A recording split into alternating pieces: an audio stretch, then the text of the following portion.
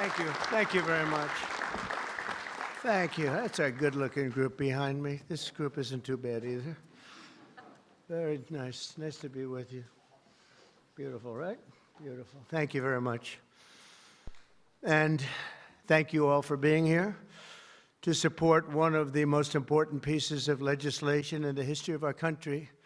And that's everybody saying that, virtually everybody. The one big, beautiful bill to secure our borders, turbocharge our economy, and bring back the American dream. That's what's happening, too. It's met with tremendous approval and reception. And when we were thinking about doing it, we were going to break it down into 3, 4, 5, 6, or even 7 bills.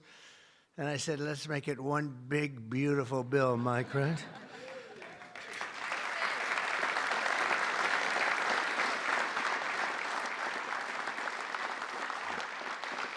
They actually said it would be very much harder to get this way, but it would be better. And the truth is, I think it worked out well because there's something for everybody, and I think in many ways much better. We're delighted to be joined by Secretaries Marco Rubio, Scott Bessent, Pete Hegseth, Doug Burgum, Doug Collins, Sean Duffy, Howard Lutnick, Linda McMahon, Brooke Rollins, Scott Turner, Chris Wright. Wow, that's a hell of a group. I think that's the biggest group of cabinet members. Huh? That's the biggest group of cabinet, and we're not finished yet because we have our great Attorney General Pam Bondi here,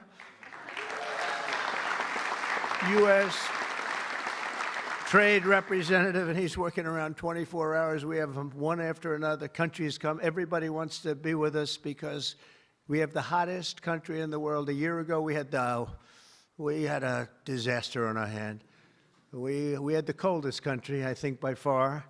And now we have the hottest. The King of Saudi Arabia, when I was there, we brought back $5.1 trillion between Qatar, Saudi Arabia, and UAE. And all three said, great leaders, they all said to me the same thing. You know, it's amazing. In 4 months at that time, now it's getting to be close to 6. But in 4 months, they said, you have the hottest country anywhere in the world. It's not even close. And they thought we were dead a year before that. They said, I thought you were dead. The country was dead. And it was pretty close to it. But we have the hottest country in the world, so it's great. And Trade Representative Jamieson Greer is very busy because, where are you, Jamieson? Everybody wants to make a deal and have a part of it, right? I know you and Howard and Scott are working overtime, making deals with other countries. Remember a few months ago, the press was saying, do you really have anybody of any interest? Well, we just signed with China yesterday, right? Just signed with China. We have everybody. We're not going to make deals with everybody. Some we're just going to send them a letter, say, thank you very much. You're going to pay 25, 35, 45%. That's the easy way to do it. And my people don't want to do it that way. They want to do some of it, but they want to make more deals than I would do. But we're having some great deals. We have one coming up, maybe with India, very big one, where we're going to open up India. In the China deal, we're starting to open up China, things that never really could have happened. And the relationship with every country has been very good. And we also have OMB Director, who's very busy also, Russ Vogt. Thank you. Thank you, Russ.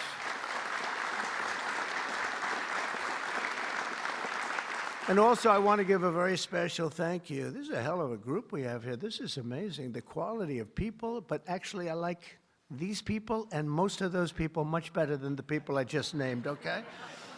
But a very special thanks as well to Speaker Mike Johnson, who's a great, legendary guy. He's going to go down as a legend.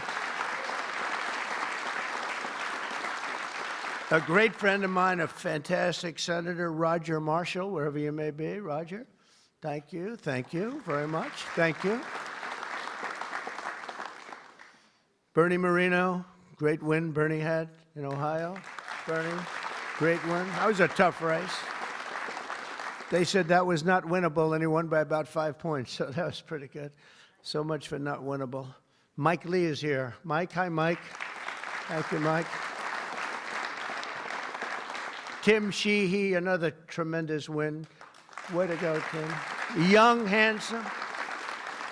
That was another race that wasn't supposed to be able to be won. They said, well, we have a very young, handsome guy. I said, does that matter? Looks don't matter, do they, Mike? Looks. Anyway, great job. You can't help it. You can't help it. Great. That was a great race, along with Representatives Paul Gosar, Greg Murphy, Tom Kaine, Jen Kiggins, Rob Bresnahan, who's a, where is Rob? Stand up, Rob. Let me see you. Good. He's done a fantastic job. And Ryan McKenzie. Thank you, Ryan. Thank you all. That's great. It's a big group of people. We're here this afternoon to share the stories of an incredible group of patriots from across the nation whose future we are defending with the one big, beautiful bill. This is the ultimate codification of our agenda to, very simply, a phrase that's been used pretty well by me over the last 10 years, but maybe even before that, make America great again. Very simple, make America great again. When Joe Biden used to get up and say, we will stop this horrible MAGA, we're going to stop MAGA, we're going to fight it, we're going to, I said, Joe, loosen up. It's called Make America Great Again. It's okay. Remember that he got up so angry. He was so angry. He said, make America great again. But we'll deliver a record tax cut, a record spending cut, a record investment in border security. We've done so well on the border. You know, last month, we had 0 people that crossed the border. 0.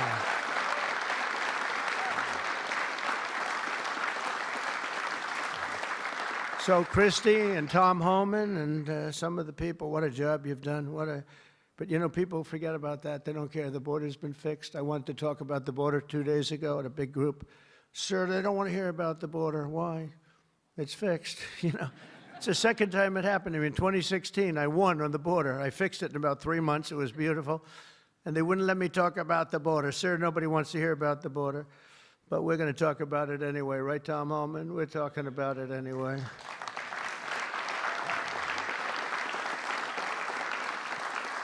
So we have a big number of dollars that's coming here because we want to keep it that way, and we want to keep it fixed, and a record number of deportations. We're bringing criminals out by the thousands. Nobody can even imagine. They let people in that were murderers, 11,888 murderers, gang members, people from mental institutions and insane asylum. You know what that is? That's insane asylum. That's a mental institution on steroids. During the campaign, I talk about the late, great Hannibal Lecter. Do you know who that is, Hannibal Lecter? Silence of the Lambs. I'd talk about it, and the fake news would go crazy. Why does he keep mentioning? Well, because we won in a landslide. That's why they don't want to have Hannibal in our midst.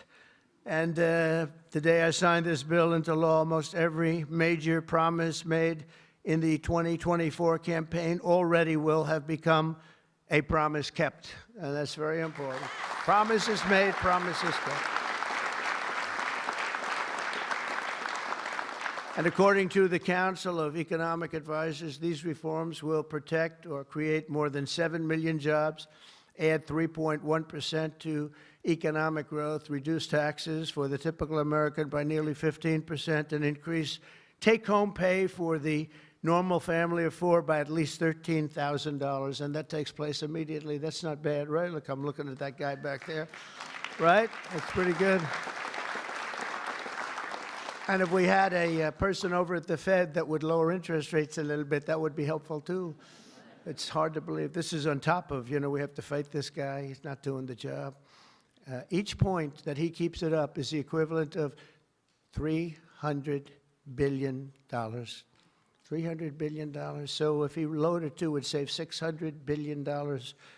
We have to work hard with cuts on that, right? That's a lot of cutting.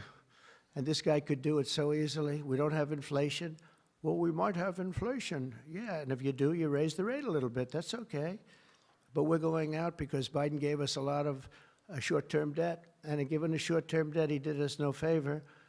So I think what we'll do is we'll probably just extend the short-term debt and then go out, because I don't want to tie it up for 10 or 15 years at a high rate. But every point is it's really more, is $300 billion. So if we got it down to 1%, we're talking about almost $1 trillion in saving just with the stroke of a pen. No work, no missing anything, just like an accounting situation. Oh, Doug Collins, I just see Doug. Did I mention you, Doug? I don't think so. I'm glad I saw you. I'm glad that somebody's going to be in big trouble with you. They didn't write your name down, Doug. Somebody's in big, somebody's in, I got you. So we think of that, though. We save, and all you have to do, it's so simple. I'm explaining to this guy, and Biden extended him. That wasn't good. I'm explaining to him, you can do so much for our country. You could save $1 trillion just with a stroke of a pen. Just a little, the utterance of a sentence that we're going to be cutting. It's a shame. It's a shame. We're one of the highest. We should be the lowest. You know, with the United States of America, we'd have money coming in like at levels that they have never seen. I got a call the other day from the people in Congress because we're doing our bill. I didn't even tell you this, Mike, and they called. They said, there's something wrong with the numbers, sir. I said, what's wrong? I don't know. They're not balancing out. There's something really wrong. I said, is that a good thing or a bad thing? Well, we don't know. I said, what's the problem? We're taking in much more money than we have scheduled. I said, so far that sounds good. They said, how much is it? About $80 billion. I said, do me a favor, check the tariff line. They called me back an hour later. Sir, we've taken in $88 billion in tariffs. Isn't that a beautiful thing? $88 billion. I thought I'd tell these little stories. Go off script and tell these little stories, Scott, right? Because it does make it a little more interesting. Although my speechwriters have just gotten every award in the book. Vince, where are you, Vince? Good. Where are we? Where's Ross? He's gotten all these awards, and I'm going off the record all the time. Where is he? He didn't show up to the speech. He wrote the speech. He didn't show. Well, that means he has confidence in me. According to the Council of Economic Advisors, these reforms will protect or create more than 7 million jobs, add 3.1% to economic growth, reduce taxes for the typical American by nearly 15%, and increase take-home pay for a normal family by an incredible $13,000. All of these things are happening. And by the way, there's no inflation. All of the numbers I gave you, all of the money that's coming in, and maybe more importantly than the billions of dollars we're taking in with tariffs, is the fact that we've got hundreds of plants going up all over the United States that never would have been here. I was with Howard and Scott and Texas Instruments the other day, and the head of Texas Instruments, they're going to spend $60 billion in the United States. And he said, sir, please don't do it to me. And I looked at him, I knew exactly what he meant. He said, you mean tariffs, right? He said, that's right. If you ever get rid of those tariffs, you've cost me a fortune. They're all coming in because they don't want to pay the tariffs, and they're coming in at levels. And it only works for the United States because it doesn't work for other countries, but it works for us. We have a record investment. We have records and everything. And when these places open up, that's bigger than the $15 trillion that I'm talking about. You know, you don't see it right away. But bigger is the fact that they're all coming in, they're building their factories, the AI factories and the auto plants. We have auto plants that are closing up in other countries. I don't want to specifically name the countries, but you know who they are. And they're coming into the U.S. and they're opening up and building like nobody's ever seen anything like it. I don't call it a miracle. I call it, this should have been done 40 years ago. We would have never lost our auto. We lost 50% of our auto industry to China, Mexico, Canada, and various other countries. Should have never happened if you had a president that said, we're going to charge you tariffs. You're not going to build next to us. Send it in and take away our jobs. If you would have said 25, 50, or 100% tariff, not one company would have left. But they weren't business people. They were politicians, not very good ones, and some good ones, but some really not good at anything, to be honest with you. We're going to stop the largest tax hike, and we're going to do that in history. This would be, if the bill doesn't pass, there'll be a 68% tax increase. Think of that, 68%, which would be the largest in history by about 40 points.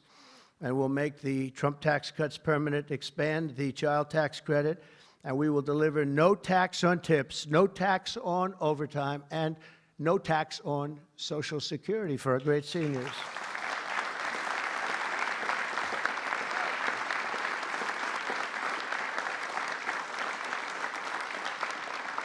Among the countless citizens who will benefit from these tax cuts is Malachi Krzyzewski, a devoted mom and DoorDash driver from Ripon, Wisconsin, who uses her tip income to support her son. To think of that, no tax on tips, and it was a very big problem. I was at a dinner in my beautiful building in Las Vegas, and unrelated to this, and I said, what's going on?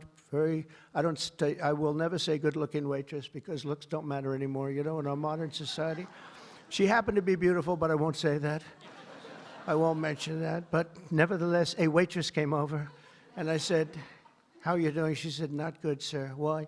The government is killing me on tips. And she looked at me, she said, sir, there should be no tax on tips. I said, say it again. There should be no tax on tips. I said, that's the coolest thing I've ever heard. I walked outside, the press was there, as always, waiting for something bad to happen, hundreds of them. I said, ladies and gentlemen, please announce tonight there will be no tax on tips. And a legend was made. We won Nevada by so much. Republicans don't win Nevada. We won Nevada. So I want to thank that young, beautiful waitress. Thank you very much.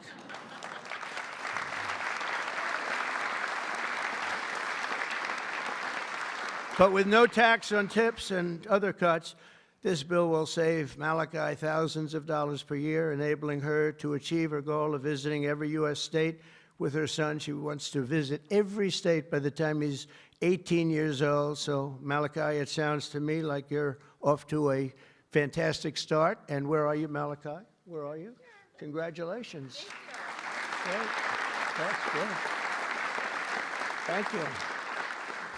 Also with us today is Luke Wilson, a 23-year-old electoral lineman. He loves being an electrician, but in this case, the lineman. And these are guys that take big risk, and it's hard stuff. But if you know what you're doing, it's fine. He's from Harmony, Pennsylvania, as well as Dee Sova, a truck driver from Springfield, Missouri, where, by the way, our beautiful planes landed, our B-2s. They landed after 36 hours of flying. Great going, Pete.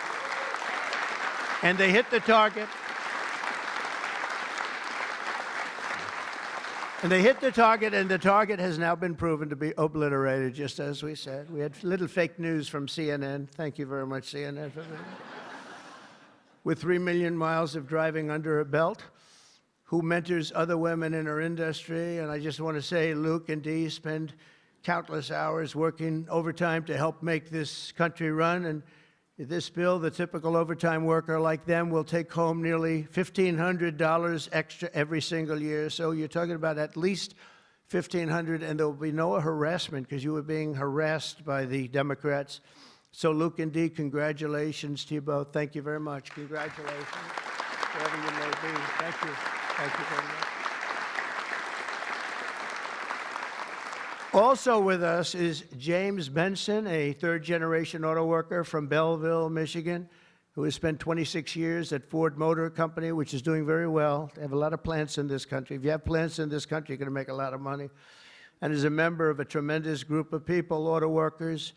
And I'll tell you, we love these people. Auto workers for Trump, and I came through for them, but they were with me long before I really thought. A lot of people said, is he going to run again? Will he run? They've always been with me, the auto workers. James was a lifelong Democrat until 2017, when he saw the benefits of our tax law, and he also liked Trump. Now, sometimes they can like the law, but if they don't like the candidate, it's not going to matter, right? Is that right, Marco? Marco knows, because he has been one hell of a great Secretary of State, right? Stand up, Marco. Everybody respects Marco, right? True. Everybody respects him. Now we're delivering an even bigger win for the auto workers by making interest on car payments fully tax deductible. You know, that's something only rich people seem to have gotten. I said, you know, and that was my idea. It's pretty simple. But I said, you know, the rich people, they always looking for deductions. We want deductions. Linda, did I say, will you please stand up? Linda McMahon. So great. How much is Harvard going to be charged? How much are you asking for Harvard? Because they really have violated a lot of different caveats, haven't they? Huh? A lot, like a lot. They've been given $5 billion over the years. Can you imagine? And that's over a short number of years. That's just the beginning. They have $52 billion sitting in the bank, and they haven't been nice to our country. So I want to thank Linda McMahon, who's been really fantastic. But I said, on interest, I said, why couldn't we, if a car is made in the United States only, because otherwise we don't care if it's made someplace else, give the people that buy the car a deduction on the interest that they're paying to buy the car. And people said, what a great idea. It's so simple. It's like the paperclip. Somebody came up with the idea of a paperclip many years ago, 1817, and he became a very rich person. And everybody looked at it and said, why the hell didn't I think of that? But it's like the paperclip, but only if the car is made in America. Remember that, James. We're going to keep those Michigan auto factories roaring. And as you know, we won Michigan by a lot, Susie, right? We won Michigan by a big margin, and something that typically is not easy, but I think we've won it. I actually think we've won it 3 times in a row. So it's been a great state, but a big factor with the auto workers. They went with us very big, and I love them. The One Big Beautiful Bill will also be an incredible victory for American farmers, another group that we did great with, especially family farmers like James Cullifer of Virginia Beach. Our bill will provide 100% expensing so they can buy a new farm equipment. And by the way, the expensing is good for everybody, not just farmers. And it'll virtually eliminate the so-called estate tax or the death tax. So you have a farm, you leave it to your children. If you like the children, you leave it. If you don't worry about the details. No, some people don't want to leave them. They don't like their kids, you know? Anybody in here not liking their children, farmers? But if you like your kids, you want to leave it. And a lot of times what was happening before I got there, because I put this in the first tax bill, as you know, but people would die, they'd leave their farm. There was no cash, but there was value to the farm, sometimes good value. It's called real estate rich and cash poor. And the kids had no money, and they'd be foreclosed out by a bank. They'd borrow money to pay the estate tax. You don't have to pay estate tax anymore. That's pretty big stuff. So for the farmers and for others in small business, it's great. But James's family has been working in the land for generations, and with this bill, we will ensure that family farms like his can stay in the family for many generations to come. Where's James? James, around? Where's James?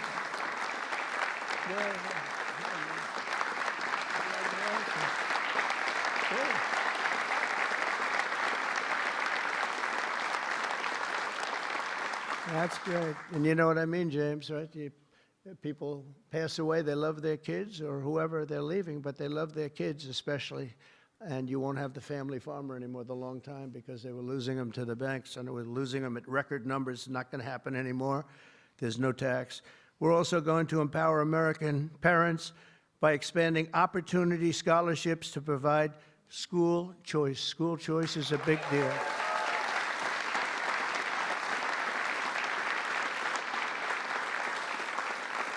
And we just got school working with the governor of Texas, as you know, Greg Abbott. We just had it passed in Texas, and I know about that. Somebody said, yeah, that was a big deal. They've been trying to get it for 9 years, and they asked me if I'd call the legislature, Republicans in the legislature, and I did. And I gave them a pep talk, and everybody voted for it. First time, they were shocked, but they never asked me to call them before. This was the first time, and they got it passed, right, Susie? It was amazing. And it was something that Dan and Greg and everybody, they really wanted it. And Ted Cruz wanted it badly. They all wanted it, so we got it in Texas. But you're going to have it. More and more people are talking about school choice. Good thing.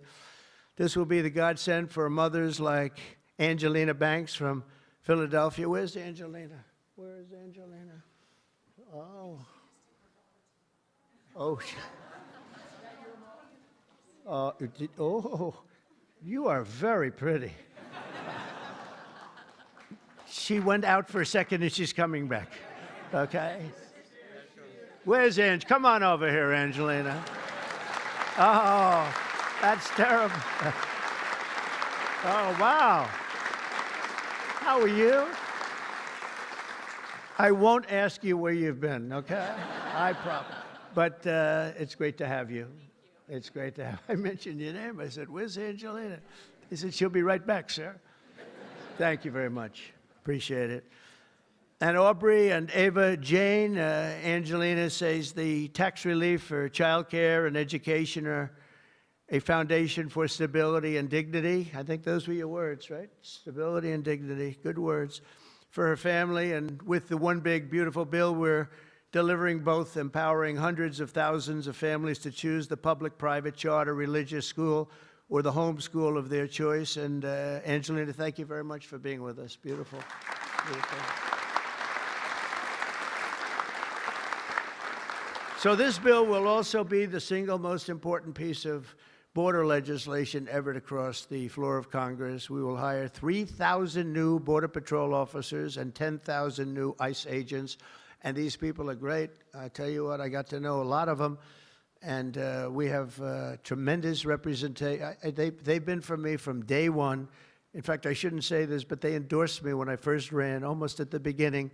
And they weren't sure if they were allowed to endorse me. And they said, we don't care, we're endorsing you. But they were great, and they've been my friends ever since. But think of that. So we're going to hire 3,000 new Border Patrol officers, 10,000 new ICE agents. And, you know, these ICE guys, they go into war zones, and they're tough, and they love our country.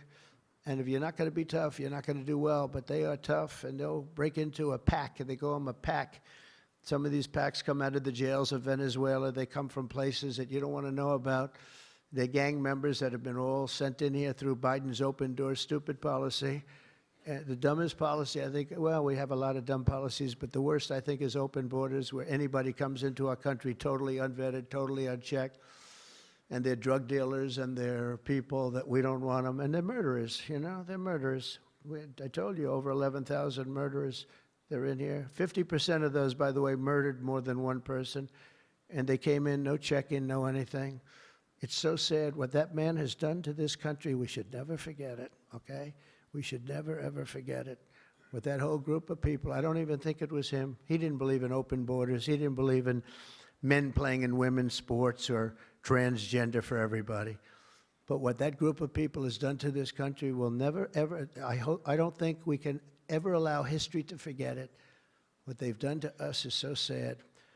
We're going to fully fund the final sections of Border Wall, impose a new remittance tax on money sent back to foreign countries, and dramatically increase deportations to a bare minimum of 1 million illegal aliens per year. And what we're doing is we're really going after the criminal aliens, of which we have plenty to work with. People say, well, that's a lot, isn't it? Well, remember, these countries are very smart. They're headed up by people I know. In almost all cases, they're very smart people, and they're people of great common sense. They're not sending their good people out. They're sending the bad people out, and they put them into caravans. I think I came up with that name, but somebody did. It's a great name, a caravan. Thousands, and sometimes as many as 30,000 people walking right into our country. Again, last month we had none. Think of that. It's almost, people say it's almost impossible. But they come in, and at a minimum, they're not people that work very hard. They're people that are on welfare. They don't want them. They don't want them. They give them to us. It's incredible what's happened, and it's so sad to see. It's so sad. It could make you just sick to your stomach when you think about it. I was going to say it could make you cry, but I like to pretend I never cry. I don't want to be a crier, but it makes you sick to think of what they did. What they did to us is just sick. And guys, if we didn't have a Tom Homan, and if we didn't have some of the guys that we have working so hard and dangerously, the country wouldn't stand a chance. But we're getting them out, not as fast as they came in, because they came in and you'd see hundreds of thousands pour into our country in a day. But we're getting them out. And here today is Angel Dad Joe Abraham, the Angel Moms and Angel Dads. These are incredible people. They lost their precious 20-year-old daughter, Katie, in a hit and run after she was struck by an illegal alien from Guatemala. Katie was stopped at a traffic light, rear-ended, full force, going 60, 70 miles an hour right into the back of her car while she stopped. And she died immediately. And her killer, I think you could really say, the killer fled the scene. And Joe, we will end this invasion once and for all, and we're always going to remember the memory of Katie, that beautiful, beautiful 20-year-old daughter of yours. Where's Joe? Is she around here? Joe? Come here, Joe. Come here.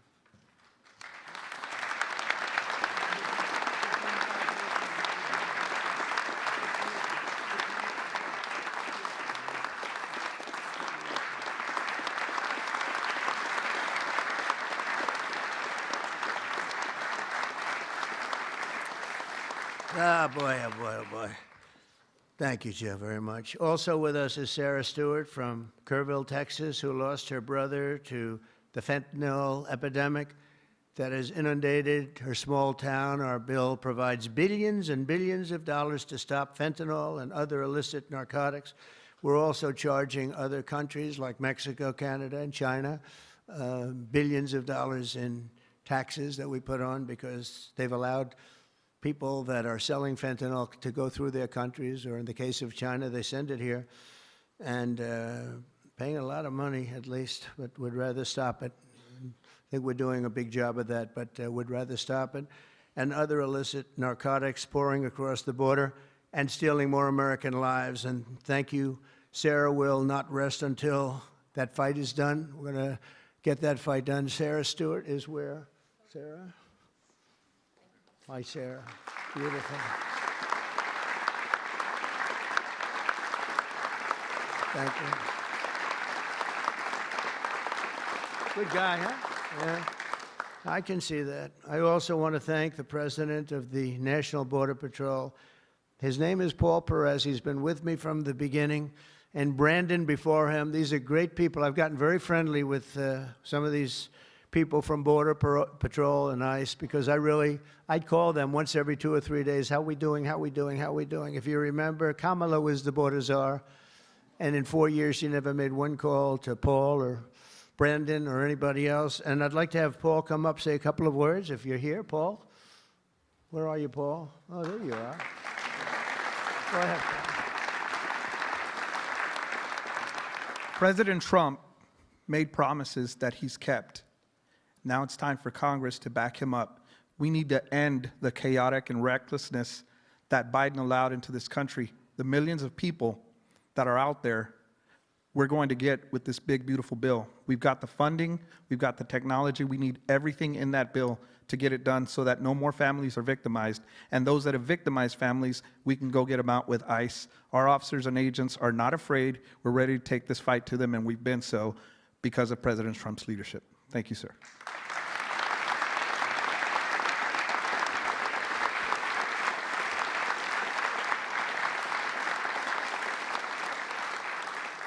He's been a great friend of the country. He really has, and he's worked with Tom Homan and Christie and all the people that work so hard. They have been incredible. And, you know, I wasn't going to do this, but I see Tom Homan is sitting there, and, you know, I have to call him up. Look at that. I don't call up the Speaker of the House. I don't call up Marco or Peter or any of them.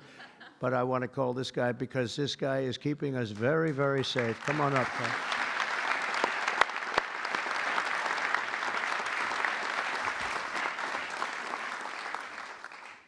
Well, look, I think this issue of the big, beautiful bill should be nonpartisan. I don't know what the hell's the matter with everybody up in Congress? People are dying every day. ICE is arresting 3 times as many criminals that the Biden administration did. We're taking public safety threats and national security threats off the street every single day. We got over 600,000 illegal aliens with criminal histories walking the streets of this country. We got less than 5,000 deportation officers. This should be a no-brainer. The more resources we get, if we get this bill passed, we got more agents on the road. We buy more beds, we get more transportation flights. More agents means more bad guys arrested, taken off the streets of this country every single day. Every day we arrest a public safety threat or national security threat, this makes this country much safer. Who the hell would be against that? And I get irritated, I get pissed off because I'm sick of meeting angel moms and dads. You want to talk about family separation? They buried their children. So I've done this since 1984. I've worked for 6 different presidents. No one has had the success of the Trump administration. We got the most secure border in the history of this nation today.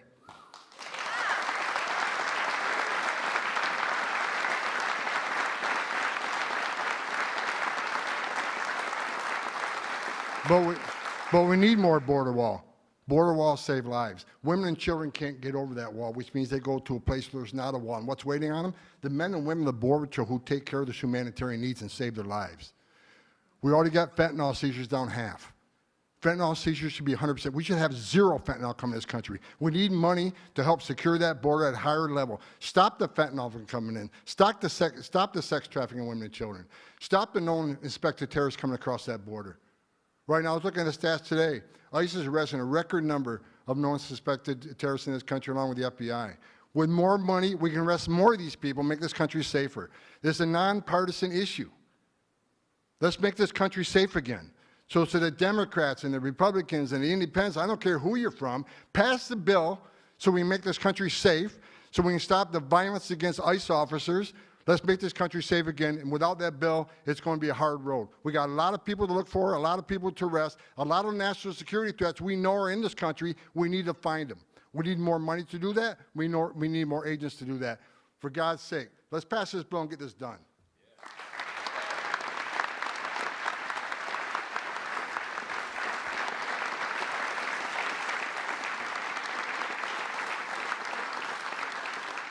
He got so angry he didn't even shake my hand or look at me. Just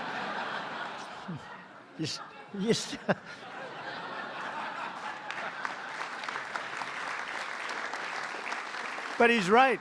He's right. And we have no money for the border if we don't pass this bill. We have virtually nothing. And so we're going to get it done for you, Tom, and for all of the people that have worked with you. It's been amazing, the job you've done. And just in finishing, look, this is the largest tax cut in the history of our country. They want to give you, the Democrats want to give you the biggest tax increase in the history of our country. They have things, whether it's border or economic development or no tax on tips and Social Security and no tax on overtime and all these different things. There are hundreds of things here. It's so good. And we're going to also cut costs. We're cutting $1.7 trillion in this bill, and you're not going to feel any of it. And your Medicaid is left alone. It's left the same. Your Medicare and your Social Security are strengthened. We're not cutting. The Democrats are going to destroy all three of them because it's not sustainable. They'll end up cutting your Medicare, Medicaid in half. So we're going to do a real job. It's so important. So if you can, call your senators, call your congressmen. We have to get the vote. I want to thank you. You have been unbelievable, Mr. Speaker. You have worked round the clock for months,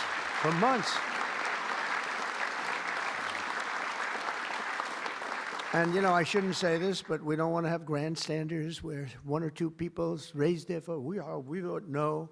And they do it to grandstand, that's all. Not good people. They know who I'm talking about. I call them out. But we don't need grandstanders. We have to get our country back and bring it back strong. And our country is going to be stronger, bigger, better than ever before. We're going to make it better than ever before. And that's despite the bad hand that we were dealt 6 months ago. We were dealt a really bad hand. We were dealt a sick hand.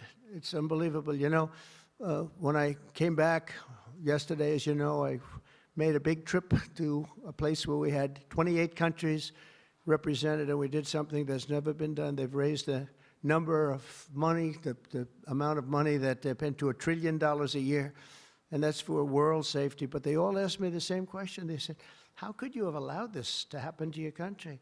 I said, I didn't do it. But they said, how could you allow people to pour in? They don't understand it. They all have borders. They have fences, they have walls, or they have just strong people standing there. You can't do it. And they said to me, you know, it's amazing that they allowed these things to happen. And it's amazing, too. I agree. You know, as a business guy, I always like to understand where the other side's coming from. What do they want? What do they get? And, you know, you can make good deals based on understanding the other side. I never understood the other side in this case. Why would they allow people to pour into our country unchecked? You know, I can see people wanting people to come in, and you let them come in. You have a vetting process. You let good people. We're letting a lot of good people in, but they're coming in legally. But why would you allow people to come in that you can look at them and say, big trouble, big trouble? Why would you do it? It's nobody understands. And a lot of people say voting, but, you know, we've got to strengthen up our elections because the voting is crooked as hell. Got to strengthen it up. But it's not that. It's either they're stupid and they're not stupid, or they hate our country. But we love our country, and we're going to stop this madness, and we're going to get this bill approved. And all of the things that I've been talking about now for 2 years on the campaign trail, and we won, remember, we won every single swing state. We won by millions of votes. We won everything. We won every, it was a landslide. We won something that nobody talks about, districts. You have thousands of districts. We won 2,750 to 505. Think of that. That's why when you see a map, the whole map is red. That stands for Republican, by the way, because it stands for a lot of other things too, but it stands for Republican with a little piece of blue on each side. But that's why, think of that, 2,750 districts to 505 districts. That's what, this was a slaughter, but it gave us a mandate to do some great things. And I want to thank John Thune, and I want to thank the Speaker, and I want to thank Marco and everybody here, they have been so incredible. Pam, you've been unbelievable as the Attorney General. We appreciate it. Not easy, not easy. And we're coming back faster than anybody ever thought possible. I told you what they said to me on just trips by very smart people, but we're going to make this, we're going to do this very quickly. It's happening a lot faster than even I thought possible. And we're going to be celebrating very quickly, and we're going to be celebrating for a long time because we're turning our country around, we're getting our country back, and we're ruling with common sense, you know? Whether you're conservative or liberal, or as they like to say, progressive. They don't like the word liberal anymore. Progressive, I think it's a beautiful word too. That's why I call them liberal. It's too nice a word. I don't know how you can be progressive when you're turning the country backwards. But no matter what you are, it's all about common sense, and I think that's the way I've ruled. I do what's right. I want to have borders. I don't want to have transgender for anybody that happens to leave the house at a young age, the things they do. I don't want to have men playing in women's sports. That's got to be, you know, they say it's an 80-20. I think it's a 97-3 issue. It's so ridiculous. It's so ridiculous.